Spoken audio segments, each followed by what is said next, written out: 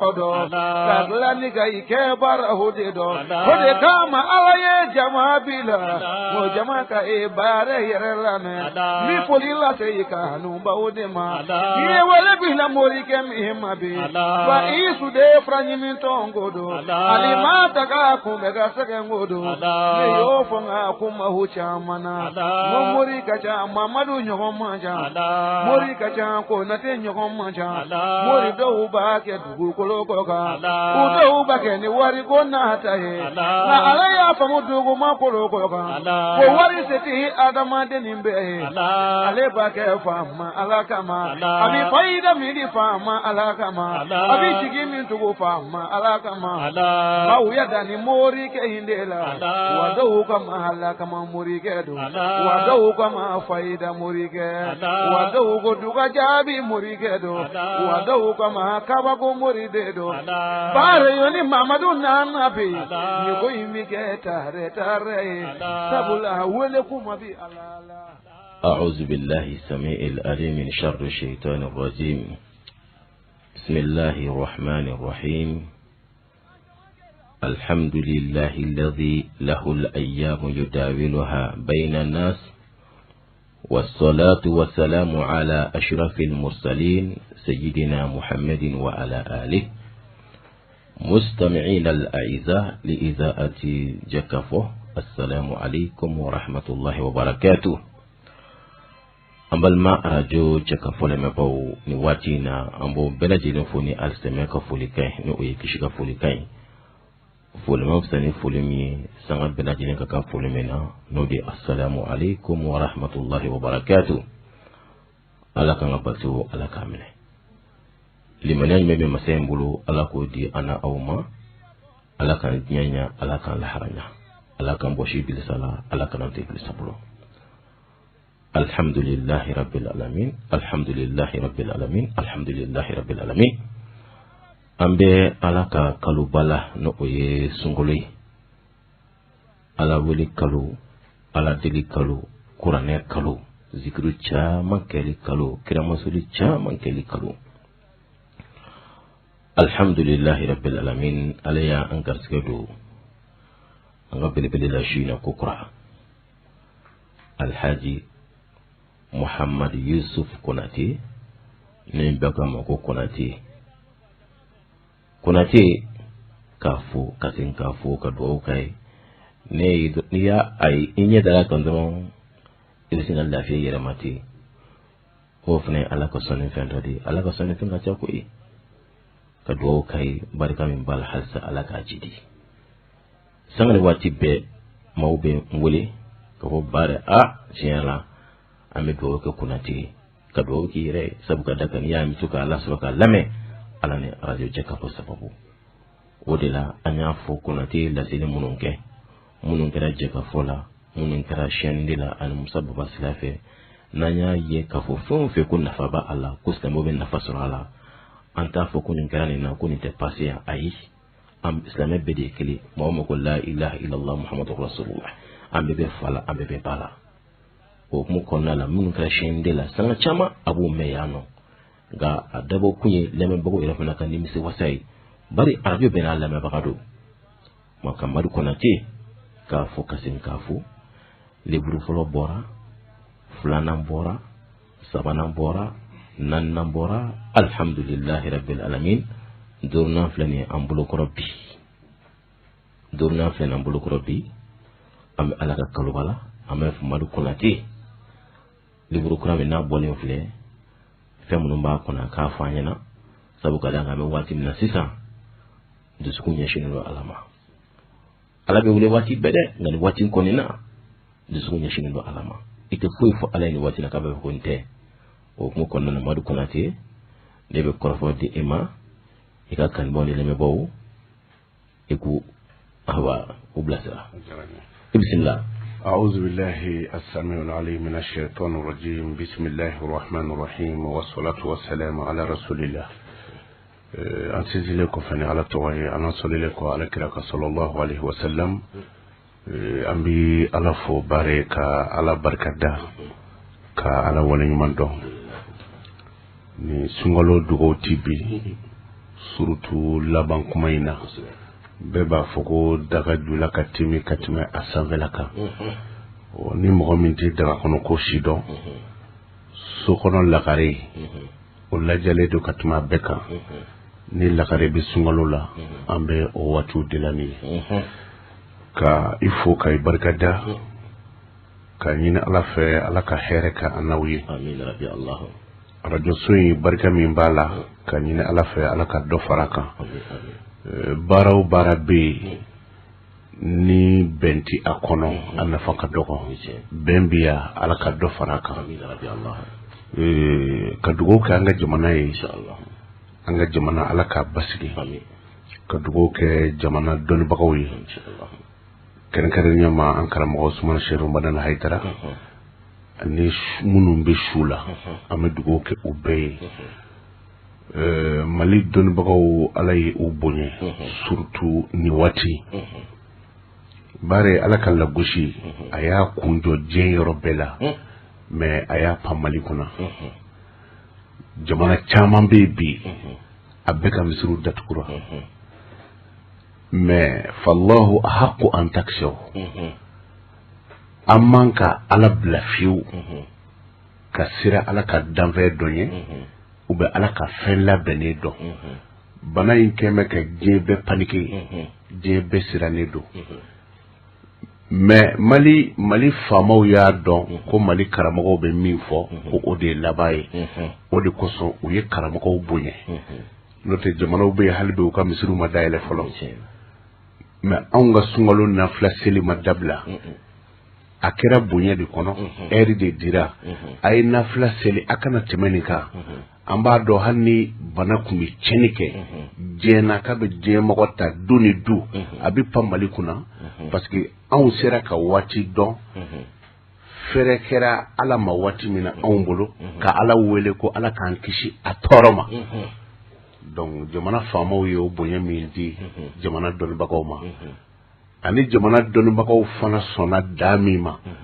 wa man yata'adda hududallahi faqad zalama nafsahu ni ala ka da sago i yɛrɛ tɔɲɔ i marabagaw ka da fana n'i y'o sago i bɛ tɔɔrɔ sɔrɔ aw alimamilaka minnu fana sɔnna ka aw ka nafila serew koron ka bɛn o ka waati ma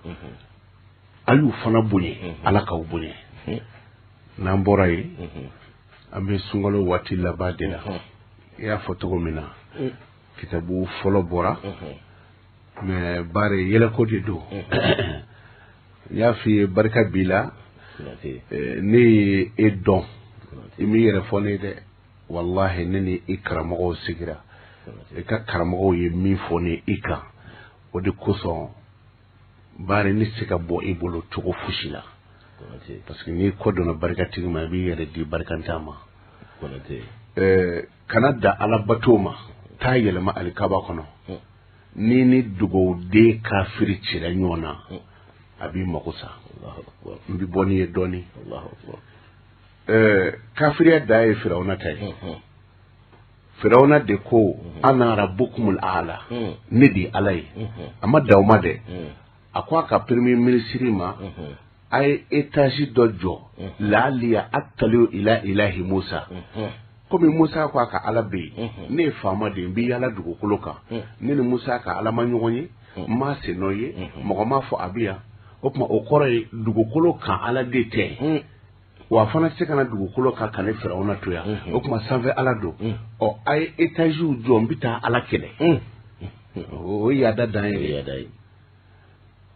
bonya dan ye kiraya ye nabi ɲuman ba kɛmɛ ni ba 24 kiraw sɔgɔntira ka b'o la ka kɛ 313 ye 313 la ka 25 bɔ o la o 25 la olu tɔgɔ bɛ kuranna na ka tila k'olu sɔgɔnti ka cɛ 5 ta ka bɔ a la ka aya jigi olu kan kɛrɛnkɛrɛnnenya ma ko ulul azim o ulul azimu la tellement que ala y'o bonya a ye jɔyɔrɔ min d'u ma ala yɛrɛ tilara ka damata tɔgɔ da u bɛɛ la ni ye ni ala ka tɔgɔ dalen ye ninnu na ala kira ta ye jumɛn ye habibi n kanubaga ibrahimu khalili musa kelimi n kumaɲɔgɔn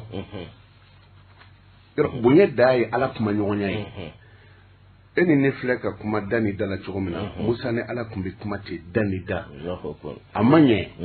tellement que ala ka kuma in kadi Musa ye ay ala kanu ka se dikere mi ako ala kwati danima uridu an araka mba fa ka bo menina ka ereye mba fa ka Musa ka bonya doni fiye ani ka kuma damne ni barka mi ka don barka yi mi munu ma soro ku cesiri abe munu na u ka do faraka bonya dan ko ni ala ka kuma da mate fi ko ala mba fa ki ala ko Musa lantarani ni tiye mais e ka kulu na jeta ini istaqarra fi makani ni kulu sira ka to anona ibne ye ala ye miseli dongoni hake de bo noro la ko bla kuru kuna kuru karikarala Musa bina falamma tajalla rabbuhu lil jabal ja'alahu dakan Musa sa'iqa Musa kirina abina a wulida min ga ko ciyere la ala etiye yo surunya dan ko noyi kafiriya fana dan yayi marfadi ambita ala faga mais amini ngali ke ala jugu anayi min kanu ka kuma nyogon yi o ye wati joli ke nyogon no fe Musa ye sanjoli ke Firauna no fe Allahu akbar amanya fo dodo Musa ya ka bereta ala ko bere imbla ay bere bla bere kera sai ako kuma ta Firauna no fe Musa ya ka jama wole fa bi konda a bi koni daga to imba malo bi koni Firauna ko bana o ko jume mun ne bi bolo ako ni nga bere bla ala barika la bi ke sai muna mi ta Firauna na ka jama be kunu o taro jo we question fale nyona aw de ba damne wa ne Musa de ba damne Musa ya tumala mina nu ye bere o keru Musa ya ka bere bla o kera sai Musa kontanin ba Firauna yɛrɛ fana ko a ka kafiru ma a y'a ka bere bila olu fana y'u ka bere bila o kɛra sa ye bon Musa dabali banna fa jigitigɛtɔ ye ala ɲininka a ko afatu inul kafiru alayya e bɛ sɔn ka kafiri dɛmɛ ne kan ala ko Musa ne tɛ kafiri dɛmɛ i kan mais ne fana tɛ n ka danfɛnw fana tɔɲɔ n b'i sara i kɛwale de la wa marabuka bizallami lil abid nti moko tonyo jogo do de be no dafarila kana da kafiriya made foka ti sai nye kana da koronka menti labla ko tuy Allahu akbar o e mana blokiye ko tuy kana itinigi e Musa ko ya jime ko barka imaye nawba ka kalandam na ba fato godi bismillah baw toni mi bala وهي البركة kuma ni ne barka do danfɛn o danfɛn na Musa nti malo fiw o de la fama kɔrɔ be watigi kɔrɔ be mais bare barkatigi kɔrɔ i to yi ɲɛna wa barkatigi ta malo ni ko i b'a malo ala b'i mago sa warni min b'i bolo i b'o bɛɛ don affaire la ka barkatigi in to i bɛ tila ka biya senkɔrɔ a b'a se da i kan o barika ikramago de ko ne ma bare ko barka bila n fana a bɛ fɔ don min na i kunde wa n b'a dɔn o fana bila bare weleli min bɛ kɛ sanu t'i bolo e yɛrɛ ɲininkali bɛna kɛ i yɛrɛ de la mais fɛn min b'i la o de barika ya t'i ye ɲɛna barika t'i ye ɲɛna fiɲɛ t'i ye ɲɛna dugawu t'i ye ɲɛna mais n'u donna ko min na a bɛ dɔn ka b'o la n'i ye fiɲɛ bilen natɔ nin ye fiɲɛ bilenba ye fiɲɛ bilen tɛ o a donna poussière min na dɛ o poussière bilen dɛ i b'o de natɔ n'o tɛ fiɲɛ t'i ye bon barika fana bi ten i ti maa si ye ko a ka barika ka bon ko fɔ wotoro fan b'a nɔfɛ ayi nka n'a donna min na aha jamana in kɔnɔ musokɔrɔni ni cɛkɔrɔni dama minnu kɛ bɛ ka arajo filidantirima tigɛ k'a bila arajo jɛgafɔ la o ye koba ye dɛ ne ka ɲɛmɔgɔ fana n b'a fɔ ni ni dugauden jɛra baara la min ye a yɛrɛ di baara ma ka baara k'a yɛrɛ ta ye i tɔgɔ bɛ tunu bi arajo jɛgafɔ ni ko Konate ka arajo a ti dɔn koyi a fɔ ko baara ka arajo o ye koba ye dɛ donc a si a n'a kɛnɛya ala k'a di ani bi dɔ bɔra n fɛ yen a nana kitabu 4 san i bolo ji cira ɲɛ kan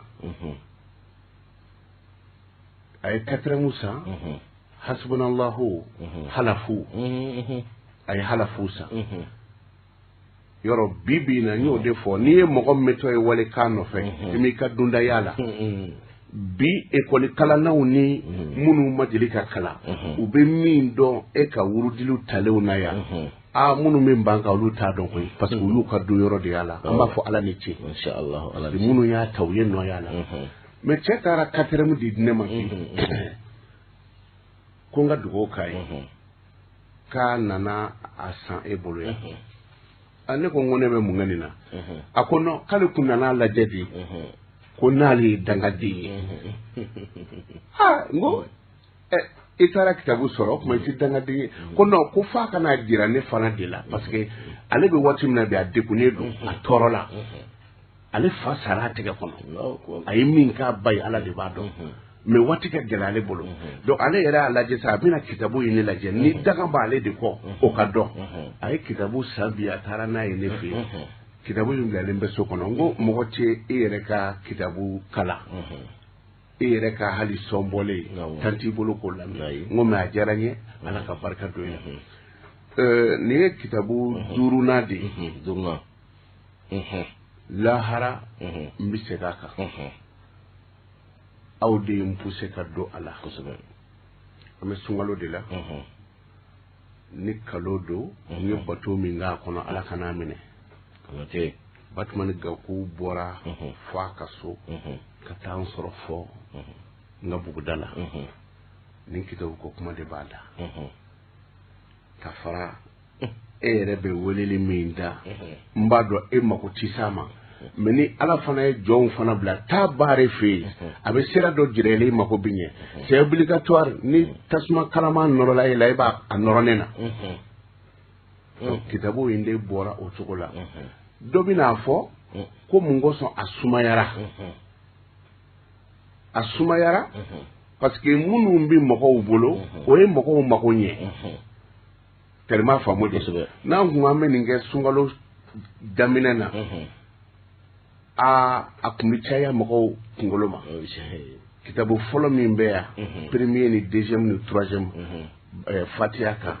a ye mɔgɔw mako ɲɛ a y'u mako ɲɛ hali an sigilen bɛ kuma na sisan ni min kumana i ka telefɔni na kitabu ko ninnu de b'a da Itali bari ala sara foyi tɛ Konate bolo mais n ti fara ala la n ye layidu kelen mun d'a ma n bɛ segin o kan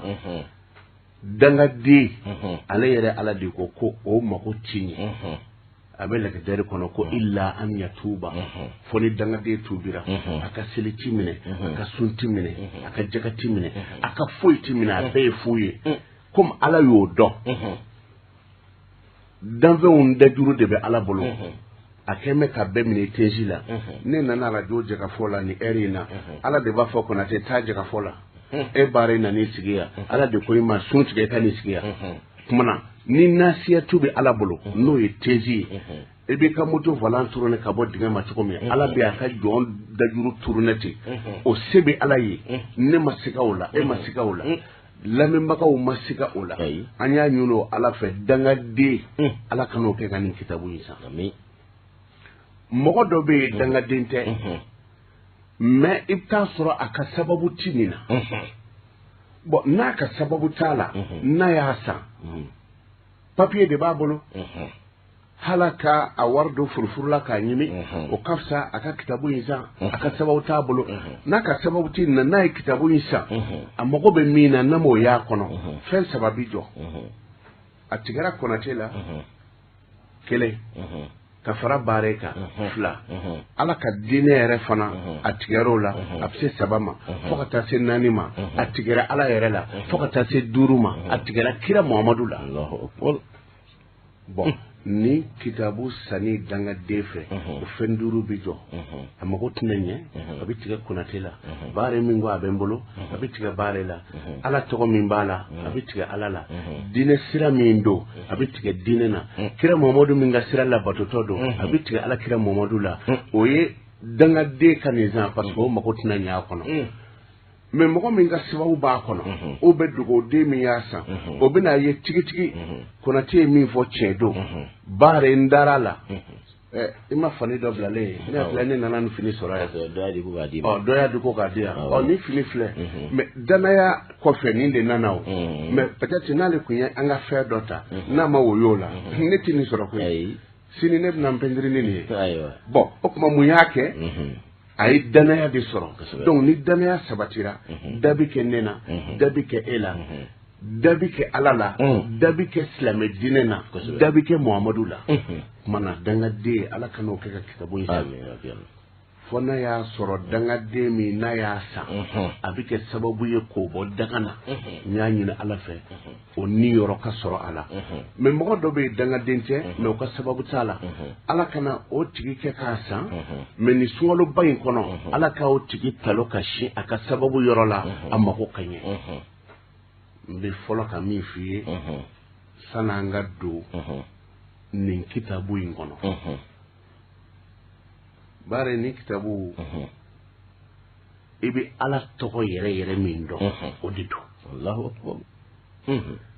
kitabu in tɔgɔ el abdu yad'u wa rabbu yujib o y'a tɔgɔ ye o tɛ kunfɛ ko ye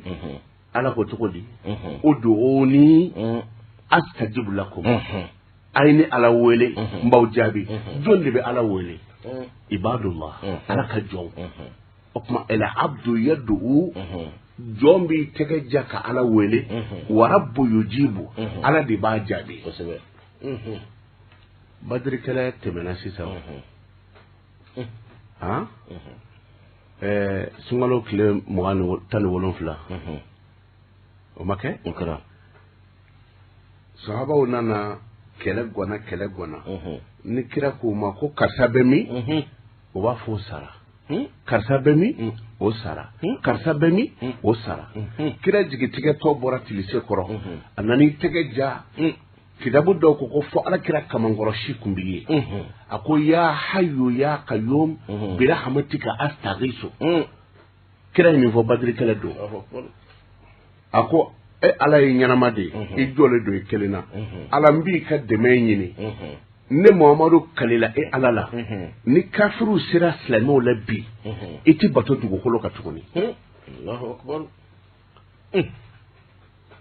Ala sina ka a fɔ mɛlɛkɛw ye a bɛ baara min na a y'a bila Ala bɛ tila k'a fɔ an ye Kurana kɔnɔ wa ayyadnahum bi junudin lam tarawhu ni Ala ye aw dɛmɛ ni surasi dɔw ye an ɲɛ ma da o kan mɛlɛkɛw de na kira ninnu dɛmɛ mais mɛlɛkɛw y'u dɛmɛ waati jumɛn Muhamadu ka Ala deli kɔfɛ ma kira ye jɔn de ye el abdu yad'u wa rabbu yujib jɔn de bɛ Ala wele Ala bi sɔrɔ ka jɔn jaabi kitabu in tɔgɔ de ye o ye bari Ala tɔgɔ 99 ani 9 a tɔgɔ 99 a kun fɔra k'an k'a bɛɛ kɛ kitabu ye maloya kama a kana fɔ n ye a ɲinibagaw dɔgɔya n ye tɔgɔ 10 de ta tɔgɔ 10 99 cɛla parce que ni an ko an bɛ 99 in bɛɛ ta a bi bɔ Ala tɔgɔ la o la sa a bi sɔrɔ ka kɛ a tɔgɔ ye di Daramani tɔgɔ ye n'o tɛ o tɛ Ala tɔgɔ ye bilen n ye tɔgɔ 10 de ta mais don n'a nataw la Allahu kelen pe Allahu kelen pe a bɛ kitabu 40 sɔrɔ a kelen pe Ala Allahu tɔgɔ wɛrɛ t'a la Allah kitabu 40 a bɛ se k'o bɔ cogo jumɛn bari ni i delila tobi la i bɛ fɛɛrɛ caman tigɛ a la dɛ Ala tɔgɔ ni foyi tɛ kelen ye mɔgɔ b'i kala Ala tɔgɔ dɔ la i b'i jija k'a wurudi ka baara kɛ n'a ye e yɛrɛ bɛ tila ka kala o Ala tɔgɔ in na min y'i kala o tɛ min dɔn sisan e bɛ mɔgɔ dɔ kala Ala tɔgɔ dɔ la o yɛrɛ bɛ tila ka fɛn dɔ y'a kɔnɔ e yɛrɛ ma min y'a kɔnɔ ne ye wulibali ye i bɛ yaasi dɔn kɔni yaasi ya a kɛnɛ kan ta dɛ bon anga ke kene kanta yi a kene kanta do mais est ce que n'a foriye ko yashi aya bela jele ya kuru bela jele ka bebta nyo zor harfu fulala ibodo antodo o chesiri ni chesiri la ibi nobo yashi kitab corona do la aya bi sekini saba corona do la aya bi sekini fula mais ne yashi gosi fo kuma karamve ko konate yashi na bunye be ko harfu fula do ne ko bi ke tugudi ayan sigi yasin wal qur'anil hakimi ne rebulu o chayara na harfu fula ka ba mais yashi take harfu fula to gudi nyaati gila mesugola anga karamo bado debi ka la kalinye sugola ako yasin wala bana jumendela otennuya wal qur'anil hakim mi innaka lamnal mursalina ala siratil mustaqim تنزيل العزيز الرحيم لتنذر قوما ما أنذر آباؤهم فهم غافلون نعم ياشي لباي ياشي بين حرفه ياسين والقرآن الحكيم إنك لمن المرسلين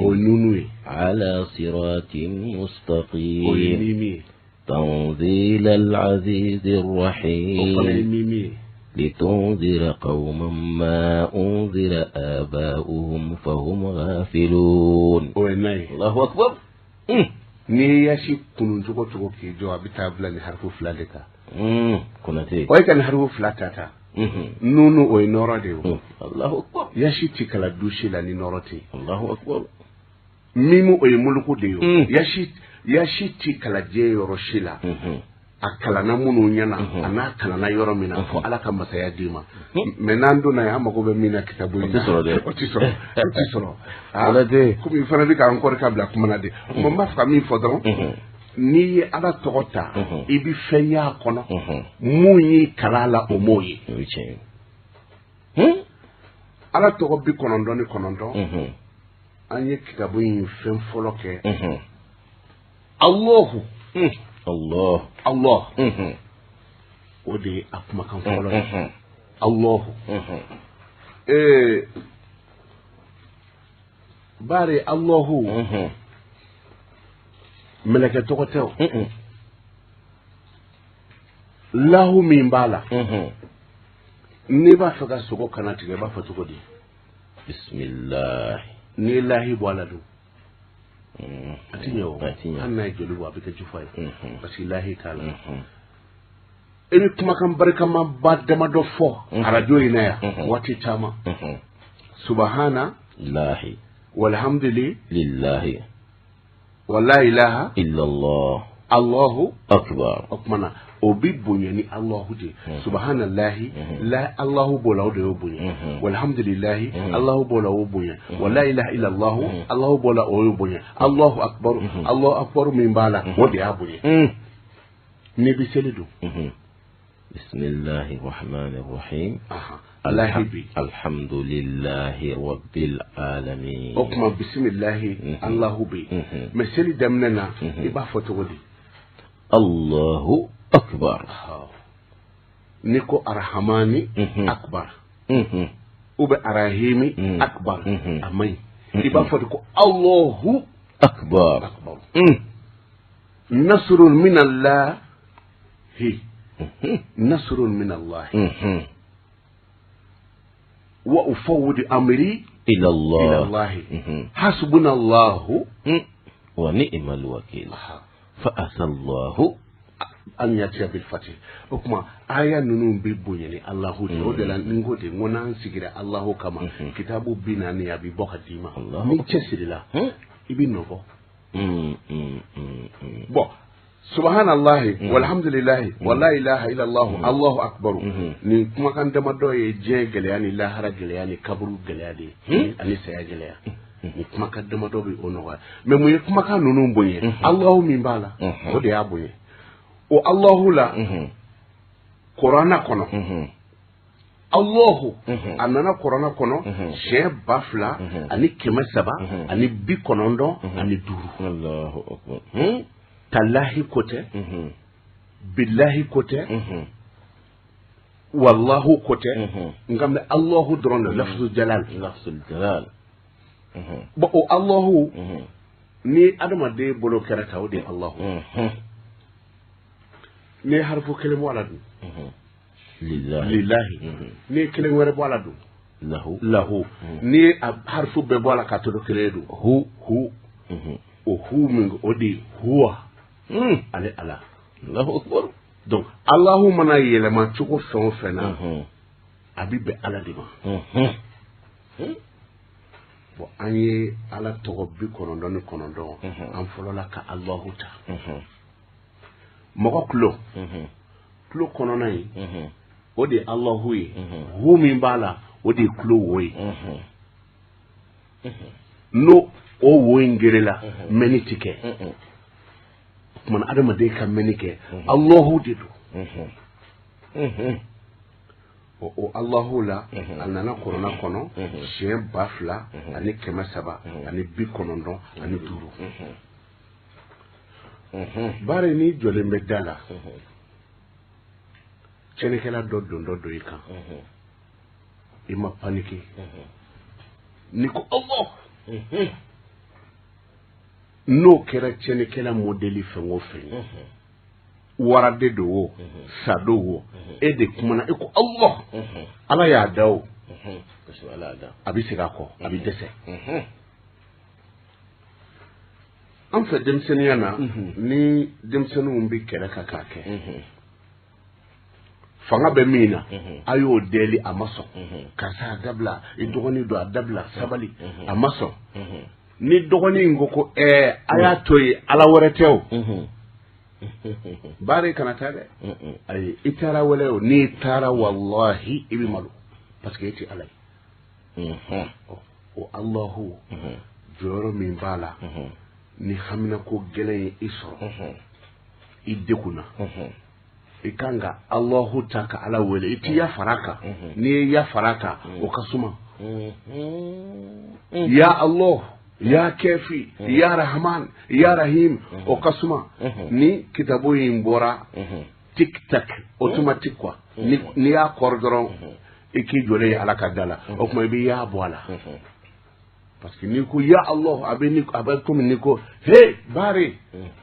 he min fɔra o bɛ tan ta o i tɔgɔ ka ta dɔrɔn baare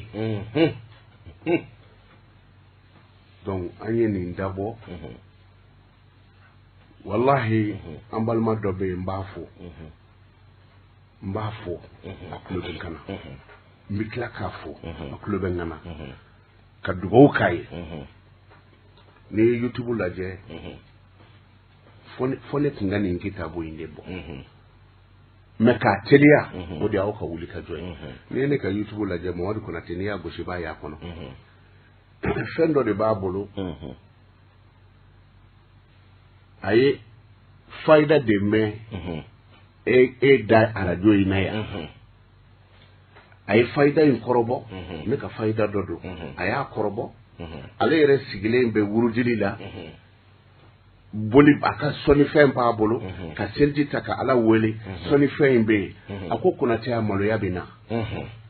mais a y'a ta an ka kuma dɔ la yan o de kosɔn n fɔlɔla n'i ka barika ko ye Konate ala ka dɔ fara kan mais i bɛ hakɛ to lamɛnbagaw ka hakɛ to boli in bɛ dilan musoya aw bɛ hakɛ to muso sigilen nɛgɛkɔrɔ musoya nunkun aw bɛ hakɛ to o bɛ yen fɔ 9 o dama de bɛ fara ɲɔgɔn kan ani fɛn kirikara caman a ko mais Konate a ko n galila ala la n'a cunna ni ne taara n sigi dingɛso la ka kuma n mago bɛ min na sanni tile ka bin b'a sɔrɔ o ma n kabakoya o ma n panike parce que i dara fɛn min na i b'o de sɔrɔ mo kelen pe karamɔgɔw b'a la selibaga wanew b'a la ko olu de bɛ taga ale nɔfɛ ko an k'a sɔn k'ale de b'o ɲininka k'o tuma na e bɛ ala min kɔ k'a bato e ma dun yɔrɔ y'o la wa ngo nga gɛlɛyara n y'a ye mɔgɔ caman bɛ yen k'o bɛ ala fɛ mais ala kan ka sɔrɔ cogo min na n'o t'a dɔn o bɛ ala bila ale min nana n'a boli ye k'a b'a jeni mais ale ye ala sɔrɔ cogo dɔn ala ni arajo jɛ ka fɔ sababu la e baare ka cɛsiri o bɛ taga kungo fɔ ale mun ye k'ale bila sɔnni na ale yɛrɛ ye ala sɔrɔ cogo dɔ sɔrɔ min ka teli sɔnni ye o de la ale taara n'a ka sɔnnifɛn ye ka taa jeni ne fɛ yen est-ce que minnu bɛ taga ale fɛ yen ni sɛw ni baw ye ale ye sira surumanin dɔ sɔrɔ ala weleli la arajo jɛ ka fɔ sababu la cogo min na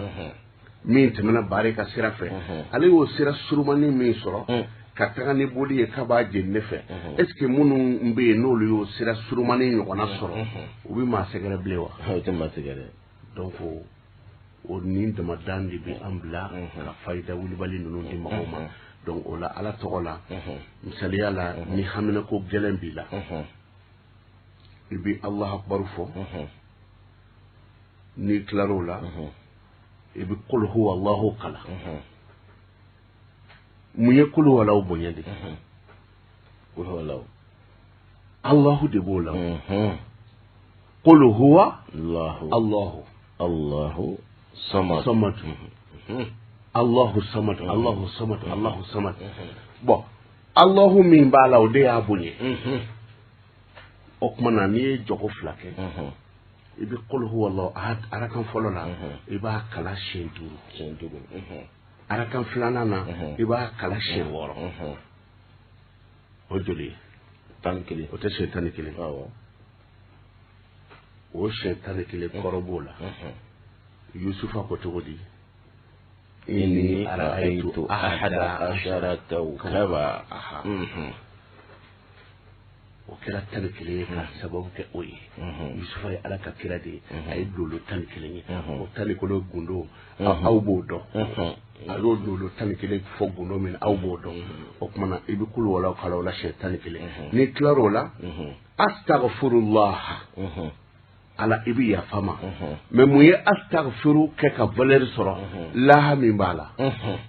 astaghfirullah mbi ala yafa deli i b'o kɛ siɲɛ 100 ka sɔli kɛ ala kira ka sallallahu alaihi wasallam siɲɛ 100 o kɔfɛ Allahu i b'a wurudi a adadu min bɛ kɔrɔna kɔnɔ siɲɛ 2000 ani 300 ani 95 ani 5 ni mago bɛ hɛrɛ dɔ la i b'a fɔ hɛrɛ kana i bɛ 5 kɛ fɔlɔ Allah siɲɛ 5 ala ni hamina ko de bɛ ne na ala dengo de bɛ ne na ala n taara tungan fɛ n ma wari sɔrɔ ala bana jugu de bɛ ne kan n bɛ kɛnɛya cogo di ala n denw ka furuko o bɛ nɔgɔya cogo di n'i y'a ɲini fɛ ala i k'a nɔgɔya i b'o mun ɲɔgɔn na i bɛ sɔrɔ k'a fɔ Allah siɲɛ 90 ka hami jira ala la ka tila ka fɔ Allah siɲɛ 300 ka hami jira ala la ka sɔrɔ ka da belebele fɔ sa Allahu n'o ye ba 2 ye donc a bɛ daminɛ fitinin de la a bɛ daminɛ fitinin na o ye den bɛ sigi ka ŋunuma ka taama mais degun de bɛ ne kan ne yɛrɛ tɔɔrɔlen don tɔɔrɔ in bɛ wuli ka bɔ n ka cogo di sin k'a daminɛ belebele la ba 2 kɛ ala nin tɔɔrɔ bɛ yɔrɔ o yɔrɔ a ta ka bɔ n kan ala nin farigan in an kisi ka bɔ a tɔɔrɔ ma ala nin kɛ tan o tuma i b'a daminɛ jugu belebele la ka jigin o ye tanganan ye donc o bɛ kitabu in kɔnɔ a numéro a tɔgɔ ye di 9 ko i b'i ka hami jira ala la a bɛ faransi la cogo min na a bɛ arabu la o cogo la donc o ye Allahu nani o sira kan n'i sera numéro 11 na Allahu bɛ yen n'i ye a sɛbɛn Allahu n'i y'a sɛbɛn 66 66 n'i y'a nasi bɔ 66 ou bien n'i y'a sɛbɛn 66 i b'a a gulo i ka da la fɛn o fɛn k'o de ye ala ka danfɛn ye tiɲɛni sira kan bari o ti don fo n'a y'a sɔrɔ ala bɛ dɛsɛ a ka danfɛn dɔ la Allahu akbar bon ni a sɛbɛnni man di o cogo la i b'a kɛ chiffre ye 66 a sɛbɛn i ka da la i bɛ mɔgɔ dɔw ye i bɛ 66 sɛbɛnlen u ka da la gansan tɛ dɛ Alahu dɔnbagaw de don parce que n'i ye Alahu hindu bɔ a hindu bi bɛn 66 de ma tumana dɔw b'a sɛbɛn chiffre la dɔrɔn u ka da la bon o cogoya kelen don ni mɔgɔ min ye a sɛbɛn o sɛbɛn cogo la i ɲɛ bɛ Kasimu la nin ye ɲɛ b'a la Allah o haw min bonyana nin bɛ komi adamaden kuloden ni wo in de b'a to ni kulo bɛ mɛnni kɛ o Alahu n'i y'o haw bonya i tɔgɔ sɛbɛn a kɔnɔ a fɔ Ala e bɛ dɛsɛ ka danfɛn minnu na n kan t'olu ma nka ni e ti dɛsɛ ka danfɛn na Ala i ka o danfɛnw jugumanw ne kisi u tɔɔrɔ ma e b'i tɔgɔ sɛbɛn haw la an karamɔgɔ ka a dogo la nɛgɛ dɔ kɔnɔ e k'o don i tɛgɛ la ta wallahi fɔ n'a y'a sɔrɔ Ala bɛ dɛsɛ a ka danfɛn dɔ la i kɛra warajugu ye o i kɛra maafaalajugu ye o ni Ala kɔni y'i da ayi Ala bɛ e don olu kalo dibi kɔnɔ bon o ye an ye a kuntalaw surunya pour que mɔgɔw ka nafa sɔrɔ a la parce que n'i ko i bɛ jigin batigɛ kɔnɔ dɔ bɛna fɔ e ye kanw zɛnda la ka sɔrɔ Ala mago bɛ a welebaga de la o dugu ni asadu la a ye Ala wele n bɛ aw jaabi donc an ye o ye Alahu ye n'i ye a tɔgɔ filanan lajɛ Alahu arrahmani arrahim Ala tɔgɔ 99 de don sisan an ye Alahu ta da ye arrahmani Ala ye nɛɛmɛ da k'a kɛ 100 ye a ye kelen de bila diɲɛ kɔnɔ o kelen de ye arahamanu ye Amérique b'o arahamani kɔnɔ Mali b'o kɔnɔ e yɛrɛ ni ne sigi n bɛ arajo jagafɔ la yan an b'o arahamani kɔnɔ o arahamani o de ye diɲɛ nɛɛmɛ ye o de la harifu 7 don alifu min b'a la dimanche la n'o ye L o ye ntɛnɛn ye ara tarata ha araba ma alamisa alifu juma nunu sibiri nin ye kunɲɔgɔn dɔw bɛɛ ni e mago bɛ diɲɛ daw la ni a garijɛgɛ n'a nafolo la kana t'i bi yɔrɔ jan nɛɛmɛ ka ca Ala bolo dɛ mais munna a ye arahamani bila diɲɛ kɔnɔ aw yɛrɛ minnu bɛ tafsir kɛ a b'a fɔ bisimilahi min sinsin Ala tɔgɔ ye arahamani Ala min ye diɲɛ nɛɛmɛ labɔlen tigi n mago bɛ diɲɛ na n'i panna arahamani kunna an karamɔgɔ i bɛ mɛn n'i ye arahamani yɛrɛ détaillé alifu fɔlɔ min b'a la o ye ahadu ye Ala kelen la min b'a la o ye latifu ye o ye Ala ka hinɛ ye ara min b'a la n'o bɛ bɛn tarata ma Ala ye nafolo jigin diɲɛ kɔnɔ tarata de o ara o ye arazaku ye ha min b'a la o ye araba ye Ala ye dɔnni jigin diɲɛ kɔnɔ araba o ye hayu ye dɔnnibaga ɲɛnama don maa min ye kodɔn ɲɛnama don o de kosɔn hali ni i ka cɛkɔrɔni n'a kɔrɔ la k'a si se yɔrɔ dɔ la i bɛ taa sɔrɔ a bɛ fili a denw tɔgɔ ma nka a ye dɔnni min dɔn kuranna na a tɛ fili o la a kana da kɔrɔ ma a tɛ fili a ka fatiya kalannen na a bɛ se ka fili denw tɔgɔ ma fo baba e tɛ nin dɔ de n ko karisa don n kun filira mais a ye dɔnni min ko nin dɔn o ye hayu de ye o tɛ sa bon o ye dɔnni ye ma o ye muluku ye alifu b'a la o ye Alahu ye nunu b'a la o ye nuru ye donc arahamani kelen bi jɔ ni ye o arahamanu na kuranna mun bɛ bɛn arahamanu nana kuranna kɔnɔ siɲɛ 169 siɲɛ 169 169 arahamani nana kuranna kɔnɔ de la 169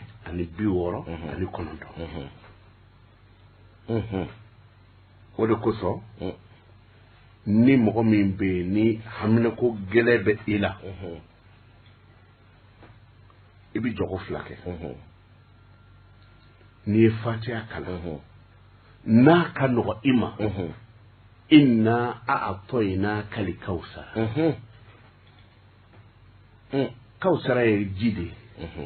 aljina ko ji de do je bɛ mago bɛ ji la o ala ko cogo di wa khalaqna min al-ma kulla shay'in hayy ni ala ye fɛn bɛɛ lajɛlen da ka bɔ ji la e mago bɛ fɛn min na diɲɛ kɔnɔ ala ye diɲɛ fɛn bɛɛ da ka bɔ ji la o tuma n'i ye na atena ka ta a kɛra i mago bɛ dɛmɛna mɔgɔ bolo o a kɛra i mago bɛ degun dɔ bi ka wuli o en tout cas ji min fɛn ko nin don i bɛ suratul kawsar ta ala kan fɔlɔ la i b'o kala siɲɛ 7 ala kan filanan na mana i bɛ iza jaa nasrullah ni ala ka dɛmɛ nana se bɛ ala ka dɛmɛ kɔfɛ wa ayi se t'o kɔfɛ ni ala ka dɛmɛ nana don o de bɛ kɛ sa de kosɛbɛ o kuma i b'o sura in fana kala iza jaa nasrullah wal fathu wa ra'aita an-nasa yadkhuluna fi dinillahi afwajan ka taa bila laban na i b'o fana kala siɲɛ 7 ni ye salamu bila astaghfirullah mi ala yafa deli i b'o fɔ siɲɛ 100 o kɔfɛ i bɛ soli kɛ alakira Muhamadu ka sallallahu alaihi wasallam siɲɛ 100 o kɔfɛ ar-rahman o de la ala b'a fɔ ko ar-rahmani allama al-Qur'an yaasi ka bon ar-rahmani 4 de b'a kɔnɔ ar-rahmani ye diɲɛ nɛɛmɛ de ar-rahmani ye diɲɛ garijɛgɛ de ar-rahmani ye kɛnɛya de o tuma a nana kuranna kɔnɔ adadu min na n'o ye siɲɛ 169 o tuma na i bɛ ar-rahmani wurudi ten ar-rahman hinɛ masa ala ka hinɛ tagara bonya ar-rahmani na n'i ye documentaire lajɛ waraba bɛ sigi o don a bɛ kungo sogow don mais ni waraba taara bɔ sigi den fitinin kan a b'a kɛ cogo di ar-rahmani hinɛ bɛna jɔ a bɛ den fitinin to yen a t'a don warangalan bɛ ten ar-rahmani o hinɛ de bɛ jɔ misi la fɔ misiba bɛ den bange k'i sen pan ka bɔ a den fitinin kunna ar-rahmani hinɛ de bɛ jɔ n'o tɛ a bɛ se k'i sen d'a kan o kuma ar-rahmani i b'a wurudi a nana kuranna kɔnɔ adadu min na siɲɛ 169 i b'i jija k'a wurudi ten siɲɛ 3 sigiyɔrɔnin 1 siɲɛ 3 sigiyɔrɔnin 1 n'i ye 169 kɛ ala ni hami bɛ ne na ala hinɛ ne na ala ni e ma hinɛ ne na jɔnni bɛ hinɛ ne na bana min bɛ ne na ala ni e ma hinɛ ka bana in ta ka bɔ ne kan jɔn de b'a ta ka bɔ n kan ala ne bɛ furubaliya min na ni e ma hinɛ ne na jɔn de bɛ ne bɔ a kɔnɔ mana i bɛ nin de fɔ ala ye i b'a mun ɲɛ na i bɛ tila k'a fɔ tuguni ni i sera laban na segin a ka bamanankan na hinɛ masa ala de hinɛ masa ye e ka bɔ nin degun na hinɛ de don juru min b'i kana a ka sara ka ban hinɛ de don i bɔra i faso la i taara wale faso la i kan k'i bolo jigin ni su fɛn o fɛn ye a bɛɛ fatura parce que e ma wari sɔrɔ ka segin ka na bon jɔn de bɛ se ka hinɛ e la ka bɔda d'i ma i ka wari sɔrɔ i ka n'i faso la ala o tuma na a fɔ ala hinɛ ne na n'i ka hinɛ ye ni a fɔ ten sigiyɔrɔma 3 yɔrɔnin 1 an karamɔgɔ n'o bɔra da min fɛ o tɛ dogo an yɛrɛ la donc kitabu ninnu bɛ o cogo la ka taa n ye ala tɔgɔ 99 an ye 10 de t'a la arahimi bɛ yen hali muso min bɛ yen ni a kɔnɔ bɛ tiɲɛ kɔrɔna mun bɛ bɛɛ arahimi nana kɔrɔna kɔnɔ de a tɔgɔ ye di siɲɛ 115 o ye witiri ye hali muso min bɛ yen n'a kɔnɔ bɛ tiɲɛ waati bɛɛ n'a lajɛ dɔrɔn a kɔnɔ bɛ tiɲɛ a ka arahimu sɛbɛn dɔrɔn k'a ji min o kɔnɔ kelen kɔni o bɛ bange o den ci wolowolo fiyewu o mɔgɔ min n'a ka nafolo tɛ sigi o bɛɛ lajɛlen b'a la an ye arahimu ta o tacogo la o kuma na fo ka taa se ala tɔgɔ wɛrɛw ma u b'a fɔ muso min n'a ka kɔnɔ bi tiɲɛ ka caya hali n'a ye a sɛbɛn siɲɛ arahimu sɛbɛn siɲɛ 115 yiri dɔ bɛ yen ko nɔsin ko a nungun ngɔlɔlen don a b'a tobi dɔrɔn k'a min o kɔnɔ kelen kɔni baara i bi jɔ kap kɔli dayɛlɛ bɛnna dɛ kɔnɔ tiɲɛna o kuma t'a la ka nin to yen donc kitabu in bi o cogo de la fo ka taa se ayiwa maliku ma yɔrɔ i ɲɛ bɛ maliku la o maliku o kɔrɔ ye ko marabaga maliku ye min ye fɛnw mara n'i ye maliku lajɛ el maliku bɛ yen maliku bɛ yen bon o nana kɔrɔna kɔnɔ adadu min na o fana o bɛ yen donc n'i ye maliku sɛbɛn o sɛbɛcogo la a katimu filɛ nin ye nin bɛ kɛ bolola nɛgɛ kan n'i ye nin kɛ bolola nɛgɛ kan wusula dɔ bɛ yen ko lubani zakari i b'a n'i y'a don warikɛ kɔnɔ i b'a don i tɛgɛ la masaya tiɲɛnen bɛ bi bonya tɛ dutigiw kan n'a fɔra karisa ma k'i ye yɔrɔ dutigi ye ni ko n ko dudenw kan k'a to i ta la mɛ ni bonya tɛ yen dun maliku n'i ye a kɛ k'a don i tɛgɛ la i yɛrɛ kumakan ka di mɔgɔw ye kosɛbɛ sa mɛ i k'i dɛn ka maliku kɛ nin kɛcogo in na i yɛrɛ tɔgɔ dɔ la ɲɛ bɛ nin na n'i ye nin ye moriya la dɔrɔn nin ye an fa adamaden bɛɛ ani an ba hawaden bɛɛ o le de k'a sɛbɛn ko adamaja kana walima ba jɛnɛba kana nin kɛ ta dɔrɔn nin ye an fa adamaden cɛman bɛɛ ani an musoman bɛɛ baara ye fɔni min tɛ adamaden ye o bɛ fɔni min tɛ an ba hawaden dɔ ye n'o tɛ n'o fɛn o fɛn ɲɛ dar'i kan o b'i kanu mɛ n'i y'a warikɛ dilan nin cogo la parce que mangoya man ɲi adamaden n'i mango yɛrɛ hali dumuni dun n'i y'a tobi maaw bi ban la donc n'i ye nin katimu sɛbɛn ta i b'a don warikɛ kɔnɔ donc sani ka warikɛ in don i tɛgɛ la lubani zakari o ye wusulan dɔ ye i bɛ lubani zakari dɔɔnin kɛ minɛn na ka warikɛ in jɔ a kunna ka sɔrɔ k'a don i tɛgɛ la o kumana maliku i b'a wurudi siɲɛ 600 ani 37 ka bololanɛgɛ in to furinɛ sanfɛ o bɛ fɛn dɔ sanfɛ kumana i b'a wurudi n'o dafara i b'a ta k'a don i tɛgɛ la saraka t'a la i mana i bɔ k'i kunsi diɲɛ na yɔrɔ o yɔrɔ ko nin na a ye na maaw sɔrɔ yen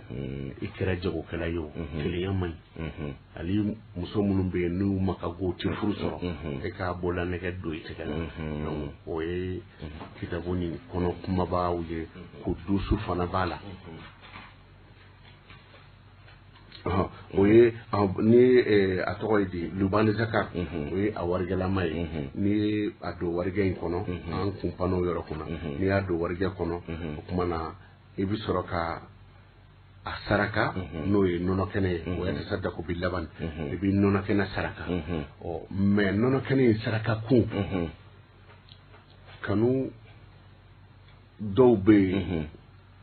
n'a dama tɛmɛna a bɛ kɛ kungo ye dɛ e kanu na ka kanu walimuso u b'a sigilen to karisa i ka di ne ye dɛ ni mi kumakan mɛn n tɛ se ka sunɔgɔ n'a cɛ bɛnna kulubala ka ma a bɛ kungo lase maa ma o kumana ka kisi ka bɔ o kanu fitinɛw ma minnu bɛna kɛ dekun ye kan i bɛ nɔnɔ kɛnɛ saraka nɔnɔ kɛnɛ ye fɛnba de ye o de y'a hijabu ye kanu nana dama tɛmɛ f'a bɛ taa kɛ tɔɔrɔ ye o de la kira ka sana yɛlɛ la a ye nɔnɔ de min nɔnɔ kɛnɛ ye fɛnba de mana i bɛ nɔnɔ kɛnɛ saraka o cogo la mana i bɛ fɛn don warikɛ in don i tɛgɛ la bon a bɛ faransɛ la cogo min na a bɛ arabu la ten ala tɔgɔ in de ye o ye fo ka taa se ko dusu ma minnu dumuni don manamana kow kan ou bien n'i b'a fɛ i ni ala yɛrɛ ka surunya ɲɔgɔn na jɔn b'a ɲini i ni ala bɛ surunya ɲɔgɔn na n'i jingɔnna dɔrɔn i bɛ ka kabakow ye donc o ko dusu fana nasira o la o b'a la kitabu in bi o cogo de la ala sago i bonya b'a la fo ka taa se salamu ma fitini wulilen bɛ fan bɛɛ fɛ salamu nacogo dɔ bɛ yen n'i y'a sɛbɛn o sɛbɛcogo la parce que ale nana kɔrɔna kɔnɔ salamu asalamu a nana kɔrɔna kɔnɔ siɲɛ 24 de kɔrɔna mun bɛ bɛn a nana siɲɛ 24 bon n'i ye salamu baara baara cogo bɛ yen o bɛɛ lajɛlen b'a kɔnɔ ka a don bama golo la fi jildi timsa n'i ye salamu sɛbɛn k'a don bama golo la walima k'a don jɛgɛ golo la ka taa don yɔrɔ sumanen na du dɔw bɛ yen ayi n'i donna du kɔnɔ i ti foyi mɛn warabilenkan dama kɔ i fa don ta i ba don ta dutigi t'i lamɛn duden si t'i lamɛn kɔrɔ t'i lamɛn dɔgɔnin t'i lamɛn fo sigiɲɔgɔnw b'a fɔ a ko ninnu y'a daminɛ sa du nasɔn minnu bɛ yen ani kɛlɛ ɲagaminen bɛ jamana kɔnɔ kɛlɛ bɛ se ka ban cogo di bama ye ji kɔnɔ fɛn de ye an b'a dɔn tasuma mana bilen cogo cogo ji de b'a faga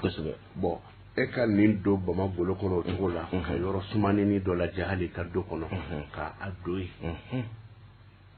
n'o kɛra balawu o balawu kama sini a fɔra ko karisa ni karisa bɛna taa ɲɔgɔn ye la a y'i kali de k'a b'a muso furu sa salamu baara ni baara cogo la dɔrɔn i k'a don bamagolo la i k'a don yɔrɔ suma na ala ni jigi d'an bɛ furu sa min kan cɛnni man ɲi u bɛ ninnu ka balimaya farala dutigi fatura dudenw b'a fɛ ka ɲɔgɔn bila o dusukun kasilen don ɲɔgɔn kɔrɔ ala o fitinɛ in ba ji ka suma cogo min na ji suma k'a fura ye ten a don yɔrɔ sumanen na i ka salamu wurudi siɲɛ 162 an karamɔgɔ n'i ye a wurudi o adadu la wuli ka tɛmɛ i bɛ fɛn bɛɛ y'o yɔrɔ la fo kɛlɛ salamu ye kisi de yɛrɛ bi ala ma n'aw kisi la kitabu in bi o cogo de la ala sago i bonya b'a la fo ka taa se muminun ni muhaimunu ma fɛn caman b'a kɔnɔ Madu Konate n b'a fɔ ko a barika alhamdulilahi rabbil alamin ka da kanbaw ni lamɛnbaw bɛɛ lajɛlen tulo kan an bɛ waati min na sisan an tun y'a kuma kunkɔri ka kɔn bi ɲɛ Madu Konate nka a bɛ labɛn na ko liburu duruna o kan ka bɔ sabu ka da an b'a fɔ kuma bɛɛ n'i ko mɔgɔw ma a ye jotigiw fɛ taga to yen a ye boli to yen bon fo fɛn ka yira mɔgɔw la mɔgɔw bɛ se k'u sɔgɛra ala la cogoya min na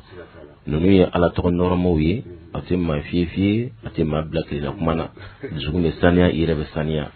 kuma an bɛ dugawu kɛ i ye Madu Konate si ani kɛnɛ ni laban ko ala k'o kalifa ani la donc livre in an bɛ se k'a fɔ a bɛ kuma bɔ de n'o tɛ ni sɔngɔ tɛ mɔgɔ bolo ayi ni sɔngɔ tɛ mɔgɔ bolo ni sɔngɔ tɛ mɔgɔ bolo ni an ka waati laban in tɛ nin dakuɲɛ kelen yanni ka taa nin sɔrɔ arahamani min b'a kɔnɔ lahara bɛ se k'a kan wallahi n bɛ sunkalo de la arahamani tɔgɔ kelen ne ye san 7 de k'a nɔfɛ Laginɛ arrahmani san 7 mais kɔfɛ n nana jate bɔ n nana ye harifu 7 don kunɲɔgɔn ye den 7 safara ye den 7 dugufara ye 7 kira ye den 7 sɔrɔ alikaba bɛ to a fo siɲɛ 7 seli yɛrɛ ti ɲɛ ni fatiha min tɛ o ye aya 7 o kuma arahamani harifu ye harifu 7 n y'a dɔw la n ko pati sɛngana don o arahamani b'a kɔnɔ fɛn min n'a fɔra sanji 7 i bɛ baara la mɔgɔ bolo ala tɔgɔ nɔfɛ e ka an k'o kalo sara kɛ tan n'i bɛna kɛ kalo sara la Konate kɔni a mana kɛ cogo cogo ni e ye ne ta baara la hali arajo jagafɔla yan san a mana fasa cogo cogo kalo baara la n kan ka 5000 sɔrɔ dɛ e ka san 7 an k'a kɛ 5000 ye 5000 sigi ma olu tɛ 275 ya bon ne ye san 7 de kan donc o la mɔgɔ de bɛ se ka o de kosɔn dɔw bɛ yen kitabu minnu b'aw bolo yan u bɛna fɔ Konate an taara kuma bɔ nin na mais Konate nin minɛ a sarati ma et puis dɔw bi bonya kɛ u bi kasi de kɛ u bi kasi n'a ye de donc nin kɔni i y'a fɔ cogo min na a bɛ se ka kuma bɔ de a bɛ se ka kuma bɔ n'o tɛ k'a fɔ n ye a san nin da la a y'o tɛ donc ka da arajo jɛkafɔ lamɛnbaa bɛɛ lajɛlen tulo kan Mali kɔnɔ ani Mali kɔ kan nin waati na Konate ka livre 5 de bɔlen don sisan ni duruna in ale bɛ kuma bɔ 1000 1000 a bɛ kuma bɔ o la an bɛ dugawu kɛ ni ala y'a don maa minnu garisɛgɛ la ala ka don jaabi fana d'u ma a fɛ tɛ 1B 2B ayiwa solatiri fati o fana bɛ yen 4 fana bɛ yen nɔ a bɛɛ lajɛlen na importance don nin kamalen min filɛ ma deli ka ale ya fɔlɔ parce que baara ne tɛ se ka kitabu bɔ n'i y'a ye n ye n cɛsiri min kan kɔrɔ de b'a la kitabu tɔ ninnu a bɛ diya ne ye de n b'a bɔ i yɛrɛ an b'i fo dɛ an b'i fo mɔgɔw bɛ e sɛgɛn o kan si tɛ ni baara ye t'a fɔ ne ma kitabu nɔfɛ fo don dɔ a wulila ka se ma ko n ka kitabu feere yɔrɔ jira a la a ka ne yɛrɛ bɔ yen sa a ka to ale kitabu feerela cɛ parce que kitabu dilanna cɛ o bɛɛ ye mɔgɔw bɛ puseli min da i kan parce que baara ni ne ye kitabu bɔ ne b'a nin de bon a bɛ dɛsɛ e bolo yan min bɛ ne bolo ye ne y'o nin kaban n'a fɔra i ka wari bɔ i kunna ka taa kitabu wɛrɛ ɲini a ma nɔgɔ kungo ka ca n bolo bon nin kamalen ala ye nin talo de kasi an ma nin de wulila k'i jɔ n'a bɛ bɛn min ma ale b'a bɔ donc ni sen ta n'i y'a ye n ye wulibaliw kɛ nin kɔnɔ fɔlɔ ne tun b'a wari bɔ n kunna o tɛ wajibi ye bilen dɛ mais bi ala ye jɔ dɔ de ci o b'a wari bɔ ɔ ni ɲuman ma k'a kɔnɔ lahara don ni ala ye nin kɔlɔ seere munna ye kitabu feere mɔgɔw ma a Konate de y'a dilan Konate munna cɛ y'a ka wari don kitabu la i ma ɲuman k'a kɔnɔ ne tɛ minɛ ye donc ne fana ye n minɛ yɔrɔnin bɛɛ minɛ k'o bɛɛ kongo k'a ban ka n bila plat la wulibali don n'i y'a kɛ i b'a ye donc ale de ye a bɔ o de la n ko ten n ko baara ko ni Konate ko o ye a dama monde ye a kana ani yɛrɛ ka ɲɔgɔn ye mana ale de don a tɔgɔ ye Aluseni Dafu yɛrɛ den don i yɛrɛ den don o de la ko bɛnkɛ donc ne de bɛn ye aw cɛ vraiment i b'a fɔ denmisɛnnin min don nka a ma ɲi dɛ Dafu ma ɲi Dafu ye a bɛ san joli bɔ nin ye mɔgɔ min bila Konate nɔfɛ ne ko n den ne ko a ma ɲi wa n bɛna ne ka dalu ye nin ye mɔgɔ min bila Konate nɔfɛ a lisi b'a bolo a bɛ se mɔgɔ 30 ma n'a fɔra ko n bɛ Sikaso dɔ bɛ taa a ye Konate jateminɛ Konate ko a bɛ mun de kan a boli de b'a bolo wa Konate bɛ mun de kɛ a bɛ nin kɛ tan a bɛ nin ye ne sɛgɛsɛgɛ o la a bɛ san 5 bɔ a taara papier de bila n kɔrɔ ɲina a ko Konate n ye layidu d'i ma n b'i fɛ fɔ lahara wa n b'i dɛmɛ n bɛ kitabu bɔ ne ko mun ye sɛnɛ ma a ye papier bɔ ka bila Gwansaman si ma dɛ Haidara y'a fi mata Jawara y'a fi mata anw ma da olu la an ko fangi sɛgɛsɛgɛ an y'a ye tiɲɛ yɛrɛ yɛrɛ la i bɛ ala de kɔ ɔ n ko bon ne fana tun ma mɔgɔ sɔrɔ mun ye ne sɔgɔbɛ ka se nin niveau ma ni e tɛ n fana ye layidu d'i ma fɔ lahara n t'i janfa ale de ye nin kitabu bɔ labɛn caman bɛ a bolo ka sɔrɔ Konate b'a financement kɛ Konate yɛrɛ y'a bɔ ni mɔgɔ dɔ sɔrɔla k'a bɔ n bɛ jɔ n'a ye ayi baara kitabu wurudili tɛ bilen dɛ a ka radio so in kɔnɔ yan kitabu dɔ bilalen na kuma ya don dɔ parce que ne ye maa sɔrɔ ka ban min bɛ dɔnni alhamdulillah ala yɛrɛ ye min ye dɛ alhamdulillah jɔn bɛ ala wele cogo di et puis ala mago b'a welebaga la ni ala sɔnna n ye mɔgɔ de sɔrɔ mais n karamɔgɔw ka dugawu jaabira alhamdulillah hali sini ni n gɛrɛ la Haidara la a b'a fɔ Konate ala ka mɔgɔ d'i ma min b'i ka ɲɔgɔn fɛ ni n gɛrɛla Jawara la Konate ala ka mɔgɔ d'i ma min b'i ka ɲɔgɔn fɛ o tuma ni o mɔgɔw poyera ka na o ye olu ka dugawu jaabi ye donc i b'a fɔ k'a barika da ale de ye kitabu ninnu bɔ i b'a dɔn hali da nin yɛrɛ kitabu ɲɛ d'a ma i b'a dɔn nin ma dilan ten donc ala ka barika da n bɛ segin ka kuma kan fɛn dɔw de b'a kɔnɔ an ko de n'i ye a san e b'i mago ɲɛ a bɛ komi baara ye ni e ye te carton bila k'a fɔ te b'a kɔnɔ a y'a san 1000 ni te ma k'a kɔnɔ ni mɔgɔw taara charbon sɔrɔ a kɔnɔ wari min sɔrɔla i bolo mun don o ti halala ye n'i y'a dɔn i b'a fɔɔnɔ jalama kɔnɔ an de ko n'i ye nin ta i mago bɛ ɲɛ anw tɔgɔ tɛ ala tɔgɔ don bon comme ala ma bɛɛ da magoɲɛ kama an y'a sigi o ala kelen ma ala e de y'i ka jɔnw da u dajuru de bɛ e bolo ni mun kɛra dangaden ye kana to k'a san ni mun ga sababu ta kono kana to kasa me ni danga de mi ni ga sani bi ga sababu ko bo daga na ala o karaba o kana sa am se ka mi fo ta bu kuna o yo de ala ka barka do na ala ka here kana o ala kira horoma sallallahu alaihi wasallam ni watina ala sanama kitabu abisro radio chekafola ni watina ni na radio garne fi Amadou Ibasro haruna sawadugo artisana na ala sanama be kitabu sro ale bulu kitabu durunai ale bakilini te kitabu duruna ale bakilini wa kide 5000 francs donc ala ka ado ajabi bo ala de ba jabi ala ka du gasgala ala kan ben fanaye konate ki rafu kado ki ambe ala ka kalubala ala wuli kaludo halsa ka da kan boni le mabbe be kloka halsa nga do fara chesrika sugola mamba nga chesri kuma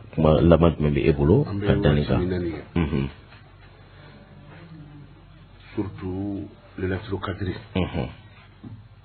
na fara ko dugo jabi kaludo yimi nyini wodo de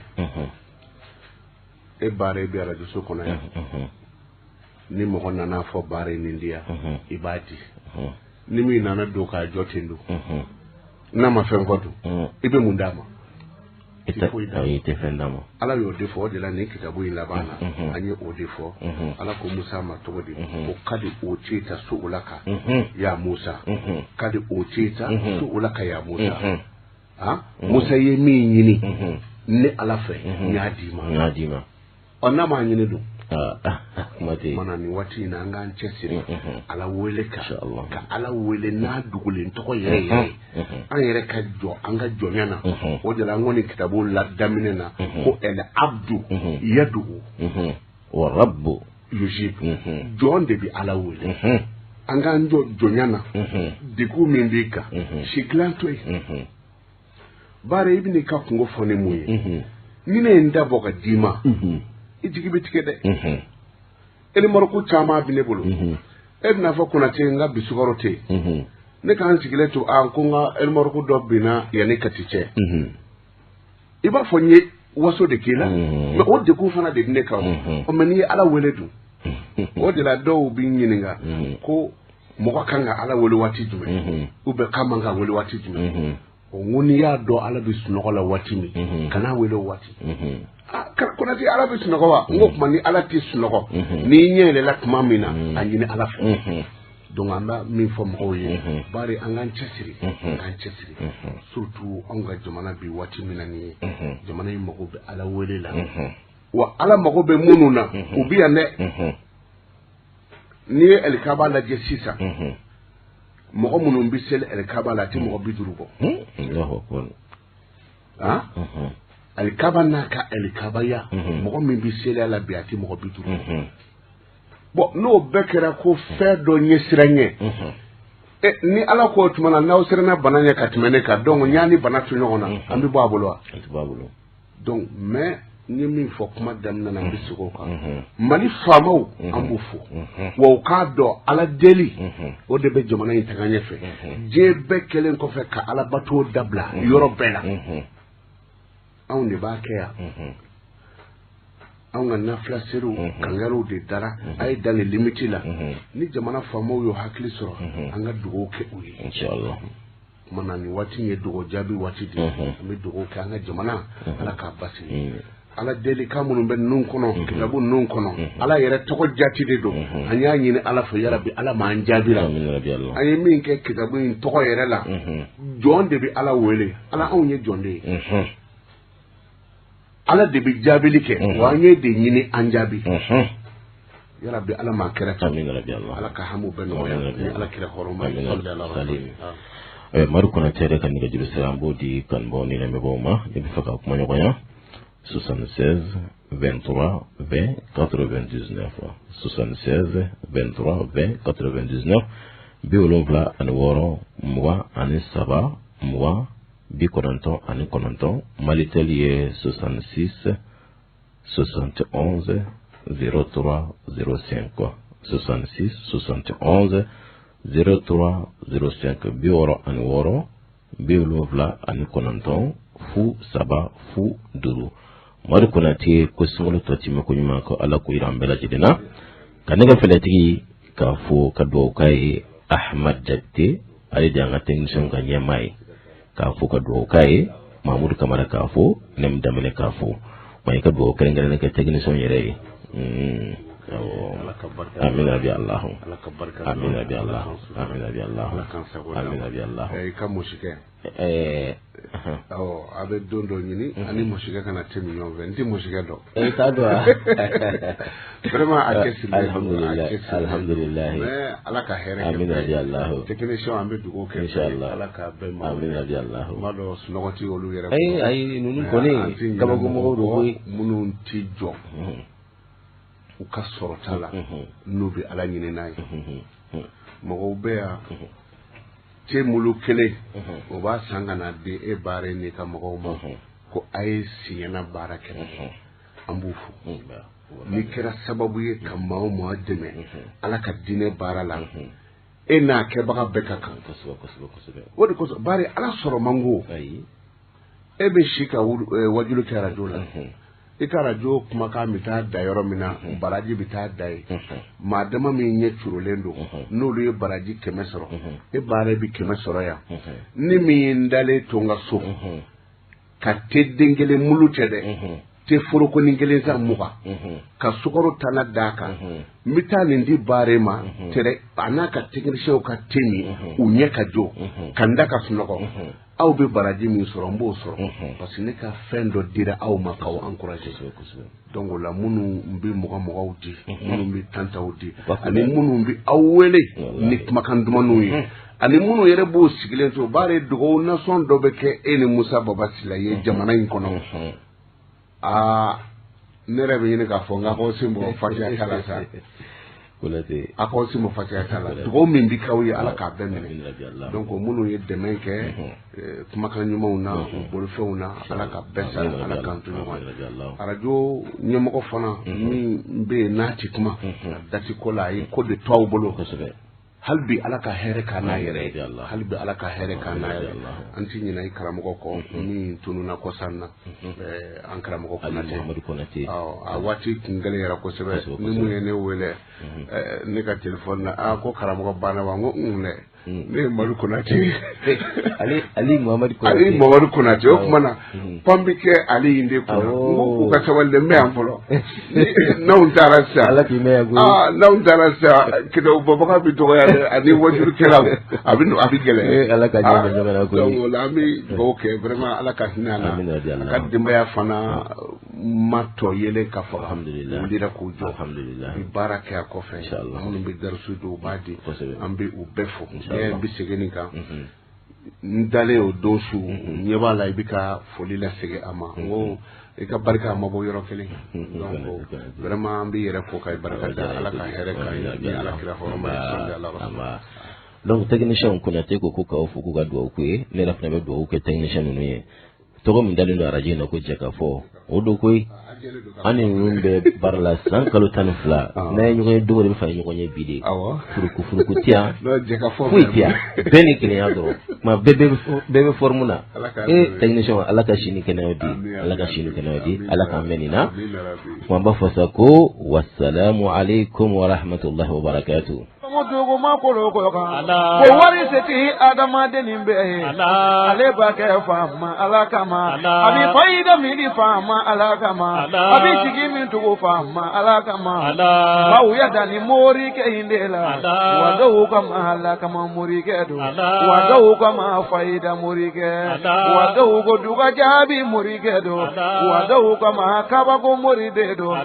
baara yoni Mamadu nana bi ni ko in mi kɛ tare sabula wele kuma bi ala